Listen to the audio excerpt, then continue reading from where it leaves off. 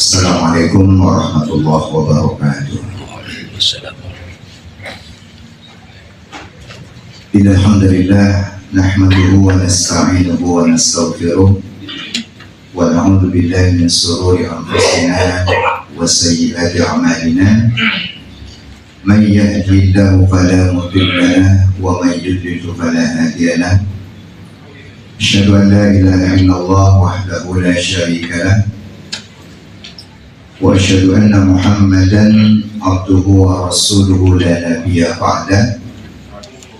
Rabbi shrah li sadri wa yassir li amri wahlul 'uqdatam min lisani yafqahu qawli. Amma ba'd.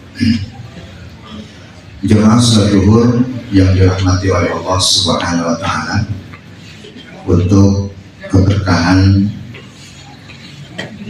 dari surat cintanya Allah Subhanahu wa taala kepada hambanya, silakan bagi jemaah yang membawa handphone dibuka Al-Qur'annya, surah At-Taubah ayat 36, karena ini terkait dengan tema kajian kita pada siang hari ini, yaitu keutamaan bulan Rajab sebagai bulan yang dimuliakan. Walaupun ini sebenarnya akhir ya, tanggal 30 Rajab tahun berapa Pak? 1440.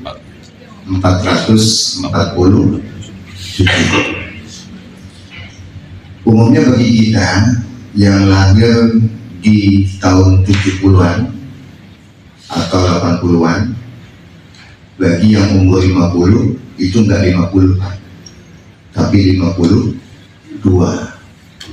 selisih kurang lebih 2 tahun. Jadi yang sudah berumur 50 sekali lagi, kalau hitungan hijriah itu sudah berumur 52.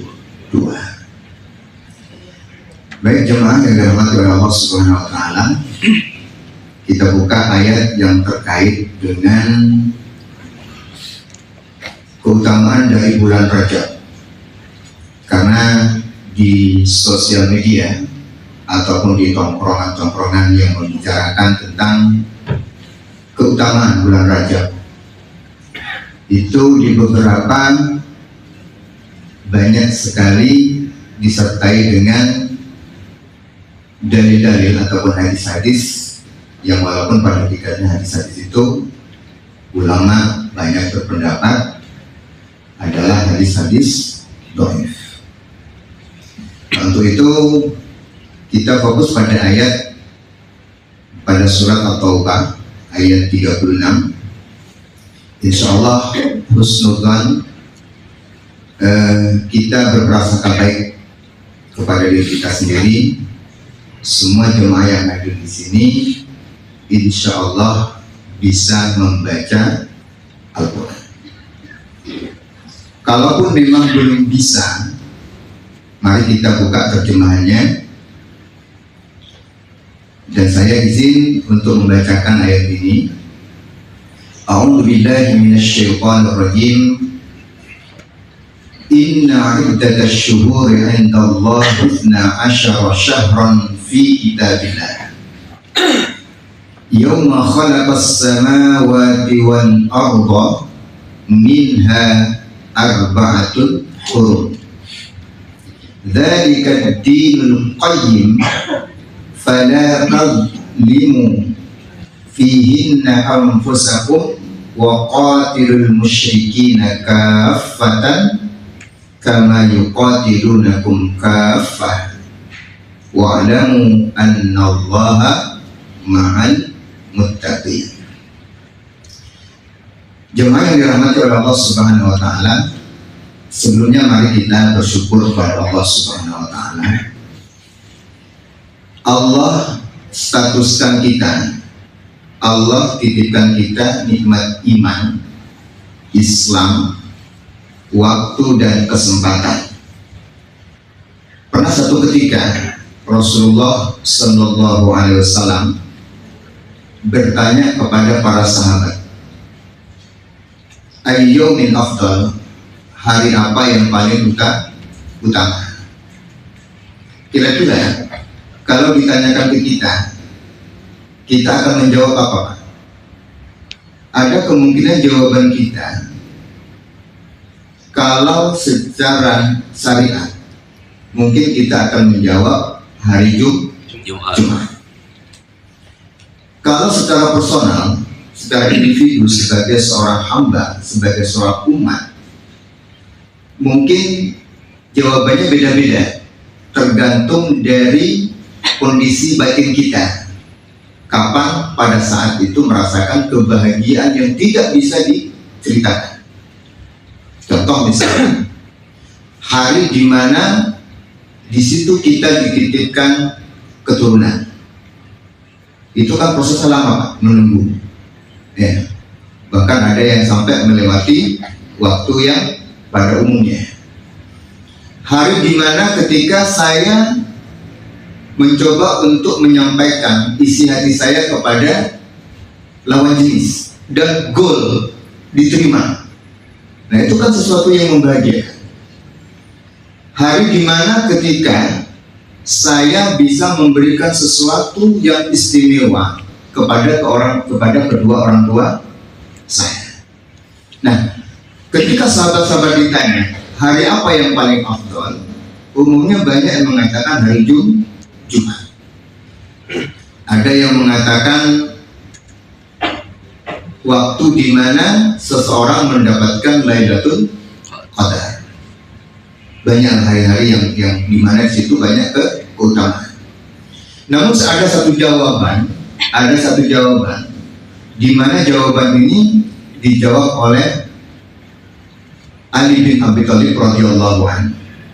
Ya Rasulullah, hari yang terbaik itu di mana ketika kita diambil kita oleh Allah Subhanahu wa taala. Artinya kita dijemput oleh Allah Subhanahu wa taala melalui malaikat Israel dalam keadaan radiyatan mardiyah, dalam keadaan ridho, dalam keadaan husnul khotimah. Artinya betapa hari itu, betapa waktu itu, betapa saat itu adalah penutup yang baik. Ridho dan diridhoi. Ya ayyatuhan nafsul mutmainnah irji'i ila rabbiki radiyatan mardiyah fadkhuli fi ibadi wa tadkhuli jannati. Sebagaimana doa yang kita minta, ya Allah, Allahumma khtim lana bi husnil khatimah.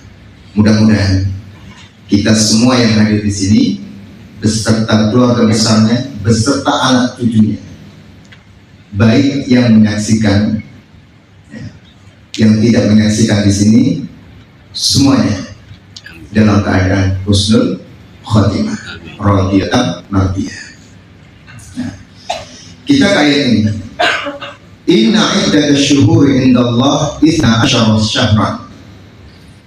Bahwa bulan di sisi Allah itu ada 12 bulan. Fi kitabillah, bulan yang ditetapkan oleh Allah. Yauma khalaqas samawati wal arda, di mana pada hari diciptakan langit dan bumi. Nah, di antara bulan-bulan itu minha arba'atul hurum, ada 4 bulan yang hurum. Hurum itu diharamkan. Mana haram di sini apa, Pak? Mana haram? Suci, atau lebih tepatnya disucikan. Seperti contoh misalkan Masjidil Haram atau tanah haram. Artinya apa? Artinya ketika kita melakukan satu keburukan, maka akan berlipat konsekuensinya. Begitupun juga ketika kita melakukan kebaikan, akan dilipat gandakan. Dzalika dinul qayyim, itulah agama yang lurus. Fala tadlimu fihinna anfusakum. Nah, ini pesannya di bulan 4 bulan di mana bulan-bulan ini diharamkan, dimuliakan. Fala tadlimu fihinna anfusakum, maka janganlah kita di bulan-bulan itu untuk tidak mendolimi diri sendiri. Jadi sekali lagi pesannya adalah untuk tidak mendolimi diri sendiri. Nah, kemuliaan bulan Rajab, kemuliaan bulan Rajab itu salah satu kemuliaan yang pasti terkait dengan waktu. Karena di banyak momen, misalkan Dzulhijjah utamanya apa, Ramadan terlebih utamanya apa, kemudian hari Jumat utamanya apa, kemudian sulusul lail sepertiga malam utamanya apa. Semua banyak utamanya. Tapi yang terpenting di sini adalah bagaimana pesan itu kemudian sampai kepada kita dan tumbuh kesadaran kita untuk tidak mendolimi diri kita sendiri. Nah, kenapa ada 4 bulan yang diharamkan di situ? Kalau kita melihat sejarah, karena di beberapa bulan itu, di 4 bulan itu, secara historis dari semenjak zaman Ibrahim alaihissalam itu terjadi agresi, peperangan di bulan-bulan itu.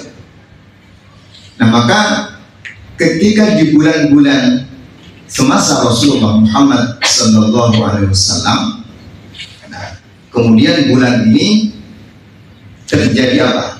Dijadikan sebagai gencatan senjata. Untuk apa?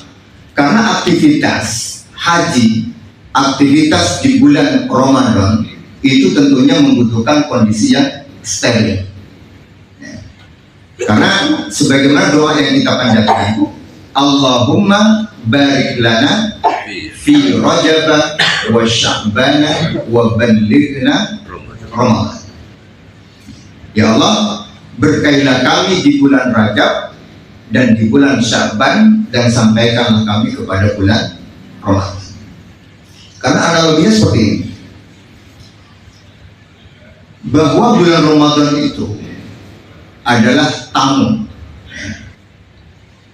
Allah yang Allah hadirkan kepada hamba-hambanya.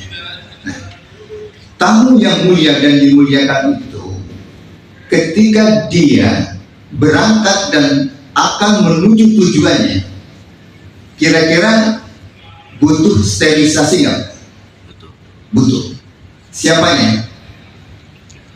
Kitanya, untuk menyambut bulan yang penuh dengan kemuliaan itu. Nah, jadi di bulan Rajab ini tentu diharapkan orang-orang Islam, orang-orang yang beriman, dipersiapkan dirinya untuk apa? Untuk tidak mendolimi dirinya sendiri. Nah, kalau bicara terkait dengan kezaliman, salah satu ibadah yang dengan tegas di Al-Quran bahwa tujuan sholat itu apa? Yang pertama, sholat itu lidzikri wa aqimis sholata lidzikri, dan dirikan sholat untuk mengingat aku. Kemudian inna sholata tanha 'anil fahsya'i wal munkar, sholat itu mencegah perbuatan keji dan munkar. Artinya sholat itu mencegah dari perbuatan mendolimi diri kita sendiri. Nah, tentu kalau bicara bulan Rajab, kita akan diingatkan kepada satu momen di antara banyak momen-momen. Tentu yang paling istimewa itu adalah Isra dan Mi'raj.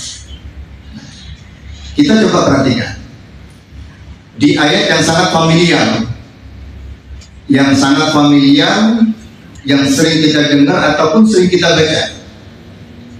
Subhanalladzi asra bi 'abdihi lailan minal masjidil harami ilal masjidil aqsa.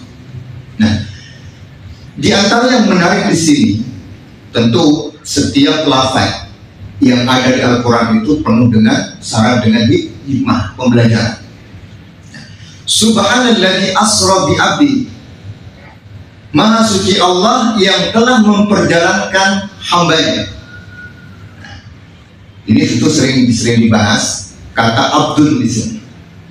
Allah tidak menggunakan kata Nabiyun, Allah tidak menggunakan kata Rasul, bukan asra bi nabiyhi, bukan asra bi rasul, tapi bi abdihi.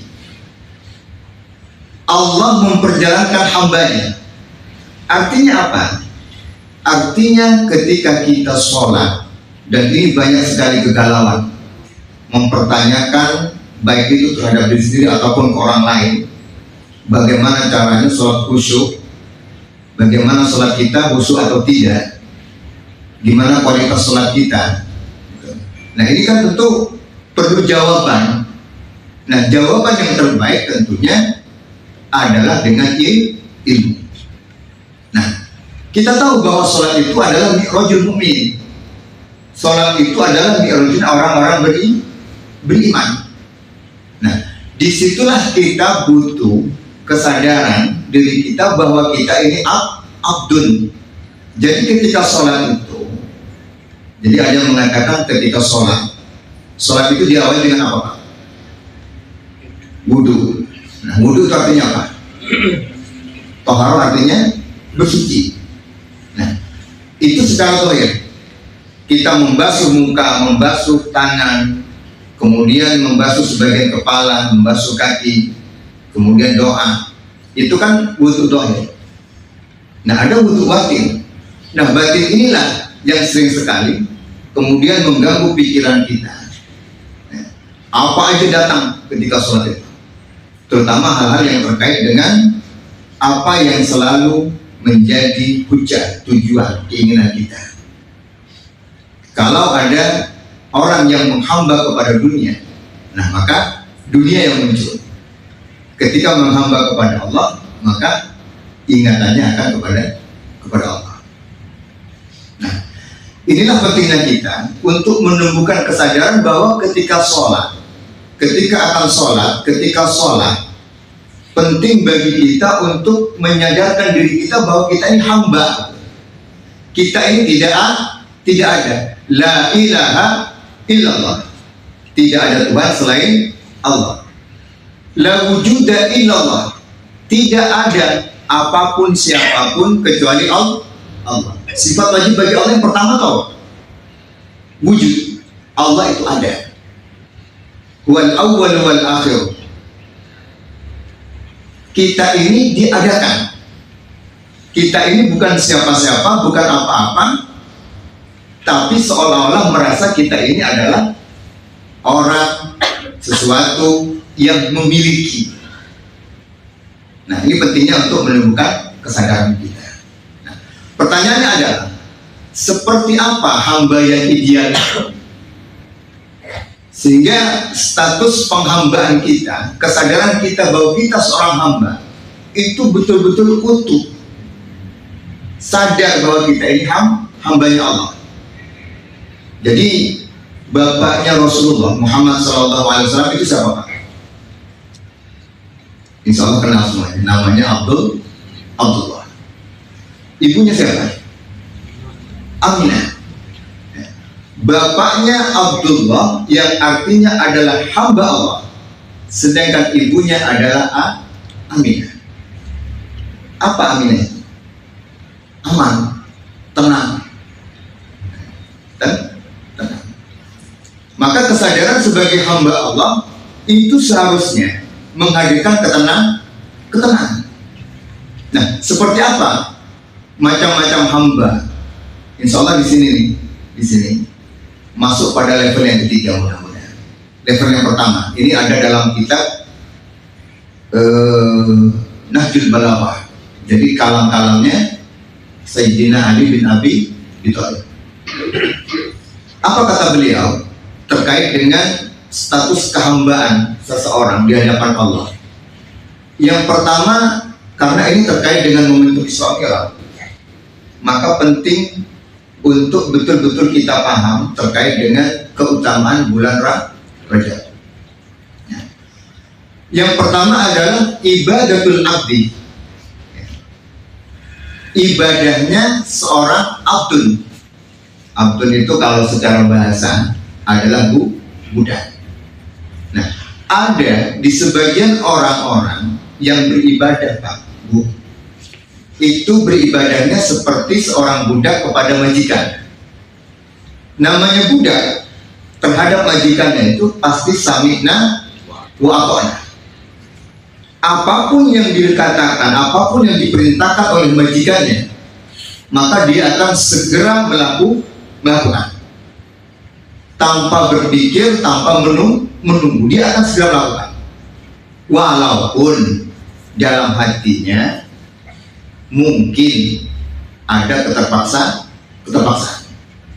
ada rasa berat, ada beban untuk menyegerakan melakukan apa yang diperintahkan oleh majikannya. Nah, di kita, Pak, orang-orang muslim ini ada yang seperti itu. Namanya dinamakan oleh Sayyidina Ali sebagai ibadatul abdi. Jadi ibadahnya orang-orang seperti budak terhadap majikannya. Jadi penuh dengan keterpaksaan, penuh dengan rasa berat. Misalkan sholat, wa idza qamu ila sholati qamu kusala. Kalau sholat, sholatnya bermalas-malasan. Kalau sedekah, hitung-hitungan. Kalau zakat, ada rasa berat itu. Kemudian yang kedua, ada namanya ibadah penghambaan seseorang yang sifatnya transaksional. Namanya ibadah tujar. Ibadahnya seseorang yang bersifat transaksional. Nah, orang yang ibadah sifatnya transaksional ini umumnya ketika dia melakukan satu perintah dalam dirinya, dalam benaknya itu, dalam pikirannya, itu tergambar hal-hal yang sekiranya dia mendapatkan sesuatu yang sifatnya dari apa yang diinginkan secara pribadi. Misalkan contoh, mudah-mudahan di sini nggak ada, tapi kalaupun ada, yang nggak apa-apa, mudah-mudahan nanti naik levelnya. Ketika bersedekah, itu di benaknya tergambar. Apa yang tergambar? Masalul ladzina yunfikuna amwalahum fi sabilillah kamatsali habbah. Orang-orang yang menginfakkan hartanya, maka akan diperumpamakan, akan dilipat gandakan. Sama halnya seperti orang berbuat sesuatu mengharapkan balasan. Nah, itu namanya ibadah tujar. Orang-orang yang beribadah sifatnya transaksional. Tergambar betapa nanti di akhirat balasan Allah itu surga, ya, surga. Nah, apakah seperti ini boleh? Boleh, ya, boleh. Tapi tentunya kita orang yang distatuskan oleh Allah sebagai orang yang beriman, terlebih lagi pada saat khutbah, khotib selalu mewasiatkan ittaqillah, ittaqullah haqqa tuqatih. Yuk kita tingkatkan kualitas ketakwaan kita. Tentunya kita ini selalu meningkat kualitas kita di hadapan Allah Subhanahu wa Ta'ala. Apa yang terakhir? Ini levelnya yang paling tinggi, yaitu ibadatus syukri. Ibadahnya seseorang yang tahu adab, yang tahu cara berterima kasih kepada Allah, tahu cara menempatkan sesuatu apapun itu yang dititipkan oleh Allah Subhanahu wa Ta'ala sesuai dengan tujuan penciptaannya. Sebagai hamba tujuannya apa? Ya taat. Sebagai hamba tujuannya apa?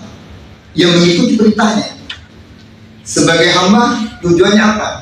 Sebagai hamba tujuannya tentu bagaimana ketika dirinya sadar bahwa kita ini diciptakan sebagai khalifah, tentunya di semua lini kehidupannya menghadirkan manfaat, tidak hanya soleh secara pribadi, tetapi sebagai muslim.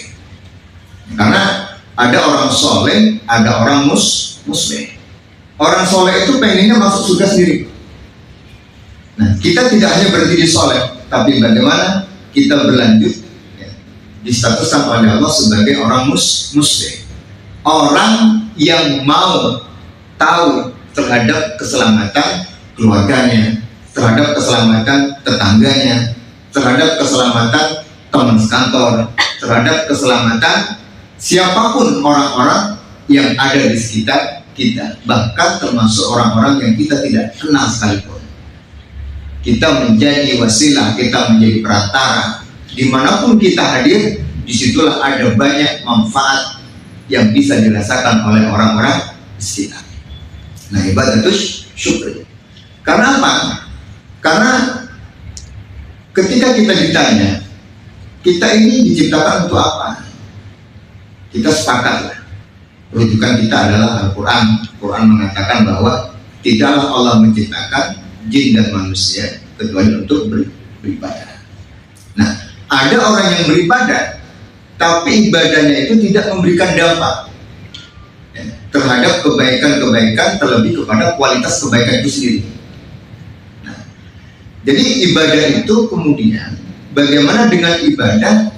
La'allakum tattaqun ya ayyuhan nasu budu rabbakum alladzi khalaqakum walladzina min qablikum la'allakum tattaqun. Jadi ibadah yang dilakukan itu bagaimana kemudian kita ini menjadi orang yang bertakwa. Nah, kemudian di ayat lain ditegaskan wattaqullaha la'allakum tashkurun, maka bertakwalah kita kepada Allah agar kita menjadi orang-orang yang bersyukur. Jadi tingkatan syukur itu sangat tinggi ya. Jadi ibadah syukri, ibadahnya orang-orang yang karena betapa dia bersyukurnya kepada Allah Subhanahu wa Ta'ala, maka dia sadar bahwa apapun yang dia lakukan, pada hakikatnya kita ini tidaklah melakukan apa-apa. Kenapa? Karena la haula wa la quwata illa billahi aliyil azim. Kesadaran bahwa hidayah itu adalah milik Allah, hidayah itu diberikan oleh Allah. Segala sesuatu yang kita lakukan mustahil tanpa izin dan pengetahuan Allah Subhanahu wa Ta'ala. Bahwa orang-orang bersyukur sejatinya sadar bahwa dirinya adalah bukan siapa-siapa dan tidak memiliki apa-apa. Maka di kalimat tauhid itu ada la ilaha illallah, la ilaha illahu. Di dalam Al-Quran tidak ada Tuhan selain dia, Allah. La ilaha illa anta, sebagaimana doa Nabi Yunus, tidak ada Tuhan selain engkau, Allah. Kemudian di surat Taha, la ilaha illa ana, tidak ada Tuhan selain aku, kata Allah. Nah, artinya tidak ada Tuhan selain aku itu apa? Sadar bahwa tidak ada ilah pada diri kita kecuali Allah. Sebagaimana doa kita misalnya, hasbi rabbi ilallah ma fi qalbi ilallah. Nah, itulah pentingnya kita untuk melakukan aktivitas apapun yang diperintahkan oleh Allah Subhanahu wa Ta'ala penuh dengan kesadaran dan penuh dengan rasa syukur, sehingga status sebagai ibadah syukri seorang hamba yang mana di dalamnya, di dalam diri kita itu sadar betul, penuh dengan rasa syukur bahwa kita distatuskan oleh Allah sebagai orang-orang yang dipilih untuk mengimani Allah dan untuk berserah diri kepada Allah. Itulah yang disebut dengan mukmin dan muslim, iman dan Islam, yang nantinya sarinya, intinya adalah ihsan. Siapa itu ihsan? Ihsan itu benar-benar menyadari bahwa kita ini berada dalam pengawasan Allah, bahwa tidak ada Tuhan selain Allah, tidak ada sesuatu selain Allah, sehingga tidak timbul sifat apa? Anania, keakuan pada diri kita. Kadang-kadang dalam satu momen itu terkadang keluar dari benak kita. Kalau bukan karena saya, kalau bukan kontribusi saya, kalau bukan saya, anania, keakuan. Jadi orang-orang yang bersyukur itu paham betul bahwa aku ini bukanlah siapa-siapa. La ilaha illallah. Mudah-mudahan keutamaan Rajab terkait dengan banyak kemuliaan di dalamnya, peristiwa-peristiwa yang luar biasa, Isra Mi'raj. Insya Allah Allah jadikan kita, mudah-mudahan Allah jadikan kita bagian dari orang-orang yang ibadatus syukur, orang-orang yang beribadah kepada Allah karena syukur kita kepada Allah Subhanahu wa Ta'ala. Yang tanya, oke. Bapak-bapak, ibu ada yang tanya? Kalau nggak ada tanya, mungkin akan langsung ditutup oleh Ustaz kita dan doa. Baik jemaah yang dirahmati Allah Subhanahu wa Ta'ala, marilah kita tutup halaqah pertemuan kita pada hari ini bahwa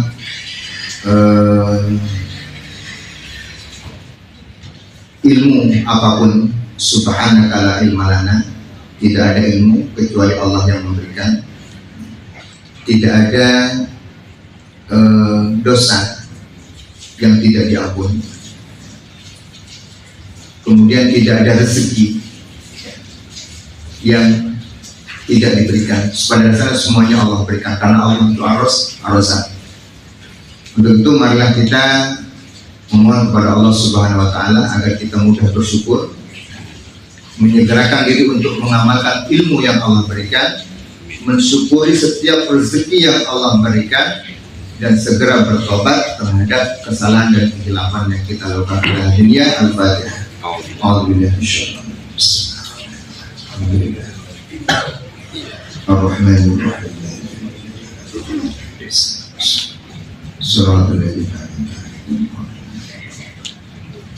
Bismillahirrahmanirrahim. Alhamdulillahirabbil alamin. Hamdan yuwaffi ni'amahu wa yukafi mazidah.